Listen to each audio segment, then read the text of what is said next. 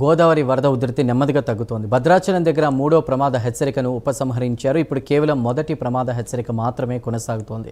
ఇది ప్రజలకు కొంత ఊరటనిచ్చే విషయం. ఎగువ ప్రాంతాల్లో కురిసిన భారీ వర్షాలు, ఎగువన ఉన్న ప్రాజెక్టుల నుంచి నీటి విడుదలే ఈ వరదలకు ప్రధాన కారణం.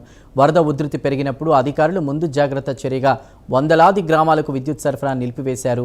అనేక లోతట్టు ప్రాంతాల నుండి సుమారు 10,000 మందికి పైగా ప్రజలను సురక్షిత ప్రాంతాలకు, పునరావాస కేంద్రాలకు తరలించారు. ప్రభుత్వం ఏర్పాటు చేసిన సహాయక శిబిరాల్లో వారికి అన్ని సౌకర్యాలు కల్పిస్తున్నారు.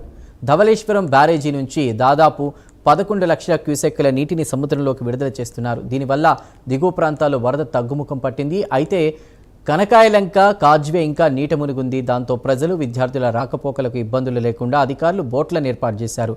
నరసాపురం ఆర్డీఓ దాసిరాజు గారు మాట్లాడుతూ జిల్లాలో ఇప్పటి వరకు ఎటువంటి ప్రాణ నష్టం కానీ, ఆస్తి నష్టం కానీ జరగలేదని తెలిపారు. ఎలాంటి విపత్కర పరిస్థితులనైనా ఎదుర్కొనేందుకు అధికారులు పూర్తి స్థాయిలో సిద్ధంగా ఉన్నారని కూడా ఆయన స్పష్టం చేశారు. మరోవైపు రానున్న 24 గంటల్లో నదీ ప్రవాహం మరింత తగ్గుముఖం పడుతుందని వాతావరణ శాఖ అంచనా వేస్తోంది.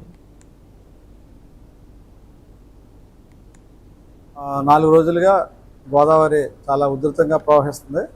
అయితే మనకి భద్రాచలం వద్ద మూడో ప్రమాద హెచ్చరిక కూడా జారీ చేయడం జరిగింది. అయితే నిన్న సాయంత్రం నుంచి మనకి మళ్ళీ గోదావరి వరద ఉధృతి తగ్గడం మొదలైంది. ఇప్పుడు ప్రజెంట్ అయితే ఒకటో ప్రమాద హెచ్చరికలోనే ఉంది.